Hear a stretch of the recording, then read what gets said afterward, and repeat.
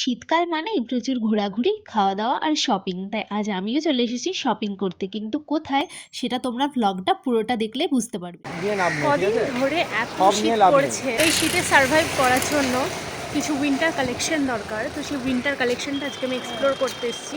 চলো তোমাদেরকে দেখাবো যে মেয়েদের উইন্টার কালেকশন কেমন আছে। আজকে ভ্লগটা স্টার্ট করলাম একটা জলের বোতল দিয়ে। জল খেয়ে গলা ভিজিয়ে নিলাম, কারণ আজকে তোমাদেরকে আমি দেখাবো বড়বাজার আর এসপ্ল্যানেড, এই দুই জায়গার মধ্যে মেয়েদের উইন্টার কালেকশন সব থেকে বেশি ভালো কোথায় পাওয়া যাচ্ছে। তো সেটা দেখানোর জন্য আমি ফার্স্টেই চলে আসলাম বড়বাজারে। আর দেখতেই পাচ্ছ এখানে দোকানপাট এখনও ততটা বসেনি, কারণ আমি খুব আর্লি মর্নিংয়েই চলে এসেছি। তবে একটা শালের দোকান আমার চোখে পড়লো। এখানে একটা শালের দাম জিজ্ঞেস করলাম, দাম বলছিল 550। তো তারপরে কিছুটা এগিয়ে যেতেই দেখতে পেলাম এই টুপির দোকান, তার পাশেই পাওয়া যাচ্ছিল ছেলেদের জ্যাকেট। কিন্তু আমি যেহেতু ছেলেদের কালেকশন দেখাতে আসিনি, তাও চোখে পড়ে গেল, তাই তোমাদেরকে বলছি। এই জ্যাকেটগুলোর প্রাইস ছিল অ্যারাউন্ড 350 থেকে 400-এর মধ্যে, তবে কোয়ালিটি আমার খুব বেশি ভালো লাগেনি। তো আমি চলে এসেছি বেকারি অ্যালিতে। এখানে যেখানে তাকাবে চারিদিকে কিন্তু বেকারি, বিস্কিট, বানস এবং আরও অনেক কিছু। তো পার্টিকুলার বড়বাজারে পার্টিকুলার জিনিসের জন্য পার্টিকুলার রাস্তা আছে। তোমরা যদি বানসের জন্য চাও তাহলে আলাদা রাস্তা, যদি এমনি শপিং করতে চাও সেটার জন্য আলাদা রাস্তা। তো তাই তোমাদেরকে কিন্তু এক্সপ্লোর করে নিতে হবে সব কিছু। দেখো হাঁটতে হাঁটতে আমি আরও একটা গলিতে পৌঁছে গেছি। তবে এই গলিতে থেকে আমার কাজ নেই, কারণ এই গলিটা পুরোটাই মাংসের গলি, তাই আরও সামনের দিকে এগিয়ে আসলাম। আর দেখো এখানে ক্রিসমাসের ডেকোরেশনের জন্য সমস্ত ধরনের সুন্দর সুন্দর জিনিস পাওয়া যাচ্ছে, কারণ সামনেই ক্রিসমাস। আর তারপর দেখো এখানটাতে জুয়েলারি, বিভিন্ন ধরনের হাউস হোল্ড যে জিনিসগুলো দরকার হয় সেগুলো। এক কথায় এই জায়গায় তোমরা ঘরের নিত্য প্রয়োজনীয় বিভিন্ন জিনিস দেখতে পাবে। সানগ্লাসটা পরে নিলাম, যদিও রোদটা মিষ্টি, তাও একটু সোয়াগ তো দেখাতে হবে, তাই না? তো এখনো কিন্তু ড্রেস আমি তেমন ভালো পেলাম না। মেয়েদের কালেকশন যেমন সুন্দর সুন্দর ব্লেজার টাইপ কিছু, ওভারকোট টাইপের কিছু, এগুলো কিন্তু আমি এখনো পাইনি। তবে অনেক ঘোরাঘুরি করে আমি কিন্তু বড়বাজারের কালেকশন নিয়ে স্যাটিসফাইড হলাম না। মায়ের জন্য একটা চাদর নিয়েছি, তবে আদার্স যে আরও অনেক কিছু পাবো সেরকম কিছুই পেলাম না। সেদিন ছিল সানডে, এই জন্যই কি পেলাম না, না আদার্স কিছু রিজন আছে এটা জানি না। নিতে আসলাম নিজের জন্য জিনিস, কিন্তু হয়ে গেল আমার ভাইয়ের জন্য জিনিস। মানে এখানে মেয়েদের কালেকশন একদমই পুয়ার, ভালো একটুকুও নেই। সবগুলোই কি বলবো, এই বাচ্চাদের কিড সেকশনের। বাট মেয়েদের যে সুন্দর কিছু থাকবে, ওভারকোট খুঁজলাম বা আদার্স যে সোয়েটার, কার্ডিগান, এগুলো কিন্তু আমি পেলাম না। এই জন্য ভাইয়ের জন্য নিয়ে আমি ব্যাক করেছি। ওয়েস্ট প্ল্যানেটে গিয়ে তোমাদেরকে দেখাবো যে ওখানকার কালেকশন কেমন।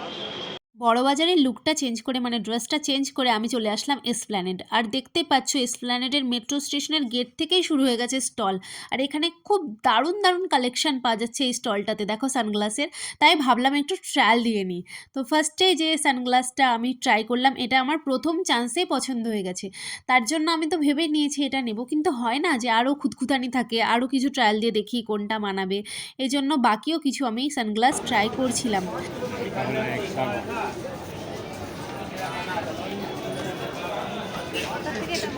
এই সানগ্লাসটা দেখো কত সুন্দর, এটা হচ্ছে হোয়াইটের মধ্যে, হোয়াইটের বর্ডার দেওয়া। কিন্তু আমার ফেসের সঙ্গে খুব যে যাচ্ছিল তেমন না, ভালো লাগছিল। তবে ফার্স্টে যেটা আমি পরেছিলাম সেটাই সব থেকে বেশি মানাচ্ছিল। হয় না, সানগ্লাসটা ফেস শেপের ওপরে কিন্তু ডিপেন্ড করে, যেমন ফেস শেপ হয় সেই অনুযায়ী সানগ্লাস নিতে হয়। তো সবগুলো ভালো লাগলেও আমি সব নিতে পারছিলাম না, যেটা আমার স্যুট করছিল সেটাই। তাই অবশেষে এত কিছু না ভেবে ফার্স্টেরটাই নিয়ে নিলাম। সানগ্লাস কেনা তো আমার হয়ে গেছে, চলো এবার তোমাদেরকে নিউ মার্কেটটা পুরোপুরি ঘুরে দেখাবো যে কোথায় কেমন কালেকশন পাওয়া যাচ্ছে। এই দেখো আমি চলে এসেছি সেই স্টলটাতে, যেখানে অনেক ধরনের ডিজাইনার আর কালারফুল এই স্যুটগুলো পাওয়া যায়। তবে এখানে এসে বুঝলাম যে দাম অনেকটাই বেশি, আর তার সাথে সাথে দোকানদারের বিহেভিয়ারও কিন্তু খুব একটা ভালো নয়। আমি চলে এসেছি এবার জ্যাকেট দেখতে, ব্লেজার টাইপের যে জ্যাকেটগুলো দেখেছিলাম। তো এটা হচ্ছে ঠিক নিউ রেস্টুরেন্ট অ্যান্ড বারের সামনে, খুব সুন্দর সুন্দর কালেকশন আছে। ওই ওভারকোট পাওয়া যাচ্ছিল, তার ঠিক পাশেই দেখো এখানে খুব সুন্দর সুন্দর শাল, স্টোল এগুলো পাওয়া যাচ্ছে। তো দেখো শালগুলো যতগুলো কালেকশন তুমি দেখবে সবগুলোই কিন্তু চোখ ধাঁধানো, আমার সবই কিন্তু খুব ভালো লেগেছে। শালগুলো একটা জিজ্ঞেস করলাম, প্রাইস বললো 650। আর এই যে পাতলা স্টোলগুলো দেখছো না, এগুলোর দাম বলছে 200 করে। এগুলোর কোয়ালিটি কিন্তু খুব ভালো ছিল, মানে ওভারঅল সবগুলোর কোয়ালিটি খুব সুন্দর ছিল কিন্তু এই জায়গাটায়। তো এখান থেকে কিন্তু তোমরা শাল বা এই পাতলা স্টোলের মধ্যে কিছু চাইলেই নিতে পারো, এগুলো খুব ভালো। কিছুটা সামনে এগোতেই আমার চোখে পড়লো এই দোকানটা। আর এই দোকানটার উইন্টার কালেকশন আর ওয়েস্টার্ন কালেকশন দুটোই কিন্তু দারুণ।